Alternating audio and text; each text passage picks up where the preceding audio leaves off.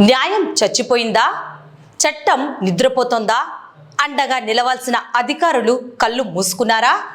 నంద్యాల జిల్లా కానల గ్రామంలో మట్టి మాఫియా ఎంతగా రెచ్చిపోతుందో చెప్పడానికి ఈ ఘటనే నిదర్శనం. తరతరాలుగా నమ్ముకున్న భూమిని కళ్ళ ముందే తవ్వేస్తుంటే నా పొలం తవ్వద్దని అడ్డుకున్న ఒక సామాన్య రైతును జేసీబీతో తొక్కి చంపేస్తామంటూ మృగాల్లా గాండ్రించారు. కన్నీరు మున్నీరవుతూ ఆ బాధితుడు అధికారుల చుట్టూ తిరుగుతున్నా నేటికి స్పందన కరువైంది. అసలు కానాల గ్రామంలో ఏం జరుగుతుంది? పగలు రేయి తేడా లేదు, అక్రమార్కులకు అడ్డు అదుపు లేదు.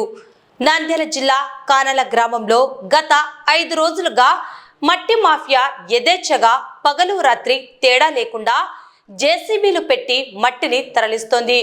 భూమాత గుండెను తవ్విపోస్తూ కోట్లు సంపాదిస్తున్నారు ఈ అక్రమార్కులు. ఈ దారుణంపై మీడియా కోడై కూసినా రెవెన్యూ అధికారులు మాత్రం గురక పెట్టి నిద్రపోతున్నారు. ఉప్పరి మహేష్ కానాల గ్రామానికి చెందిన సామాన్య రైతు. సర్వే నెంబర్ 1269లో తన తాత ముత్తాతల కాలం నుండి వారసత్వంగా వచ్చిన 3 ఎకరాల 20 సెంట్ల భూమే ఈయనకు సర్వస్వం. ఆ భూమిని నమ్ముకొని బ్రతుకుతున్నాడు. కానీ ఈ మట్టి రక్కసి కన్ను ఆ పేద రైతు భూమిపై పడింది. మహేష్కు తెలియకుండానే దాదాపు 1 ఎకరా పొలాన్ని జేసీబీలతో గుల్ల చేశారు. పంట పండాల్సిన చేనును శ్మశానంలో మార్చేశారు. తన పొలాన్ని తవ్వేస్తున్నారని తెలిసి కడుపు మండి అడ్డుకోవడానికి వెళ్ళాడు ఆ రైతు. కానీ అక్కడ ఎదురైంది సాటి మనుషులు కాదు, రాక్షసులు. అడ్డు వస్తే జేసీబీతో తొక్కించి చంపేస్తాం అంటూ జేసీబీ డ్రైవర్ వలి దౌర్జన్యానికి దిగాడు.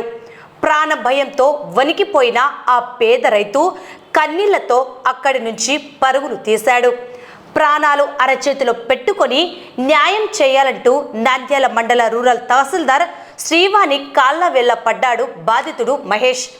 తన పొలాన్ని కాపాడాలని నన్ను చంపేస్తామంటున్నారు, రక్షించండి అంటూ వినతి పత్రం సమర్పించాడు. మాది కానాల గ్రామము. నా పేరు ఉప్పరి మహేష్. మాది పొలం కానాల్లో ఉంది. 1269 సర్వే నెంబరు. 3 ఎకరాలు 2 సెంట్లు ఉంది. అది మాకు వారసత్వంగా వస్తుంది. ఈరోజు ఉదయం నేను పొలం దగ్గరికి వెళ్ళగా మట్టి తవ్వుతున్నారు. ఎకరం భూమిలో ఎకరం భూమిలో మన్ను తవ్వుతున్నారు. మీటర్న్నర లోతుతో ఎకరం భూమి తోగేసినారు. ఎందుకయ్యా మా పొలంలో మన్ను తవ్వుతున్నారని నేను అడగగా, నువ్వు అడ్డు తప్పుకోకుంటే కనుక జేసీబీతో తొక్కిస్తామని జేసీబీ డ్రైవర్ ఒలి నన్ను భయపెట్టినాడు. భయపెట్టడంతో నేను భయంతో ఎంఆర్ఓ గారికి వచ్చి విషయం చెప్పడం జరిగింది. అర్జీ ఇవ్వడం జరిగింది. ఎంఆర్ఓ గారు వెంటనే సానుకూలంగా స్పందించి వెంటనే చర్యలు తీసుకుంటామని చెప్పింది. నాకు న్యాయం చేయవలసిందిగా కోరుతున్నాను.